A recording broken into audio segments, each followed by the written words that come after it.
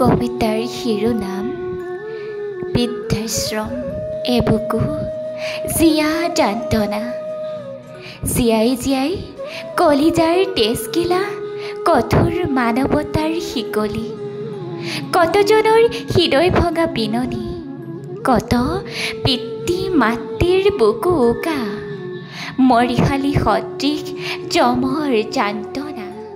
বোপাই পোনাকণে কৰিলে লাগি, পৰি ৰ'ল নিথৰ দেহ, কৰিলে ডাঙৰ দীঘল ল'ৰালিৰে পৰা, নিস্বাৰ্থ মৰমক তুচ্ছ কৰি দিলে সম্পৰ্কৰ জলাঞ্জলি।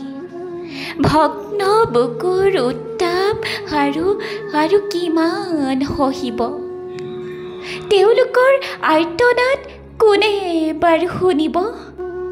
বিষাদ ভৰা অশ্ৰু এতিয়া যে ধূসৰ, ইমানৰ পিছতো পিতৃ মাতৃৰ শেষ ইচ্ছা, ঈশ্বৰৰ ওচৰত বিননি, পোনাকণক ভালে ৰাখিবা প্ৰভু।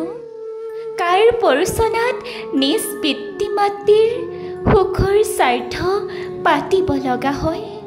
কিহৰ তাগিদা, কিহৰ চাহিদা পূৰণৰ বাবে আই পিতাইক কৰিব লগা হয় বৃদ্ধাশ্ৰমৰ আলহী?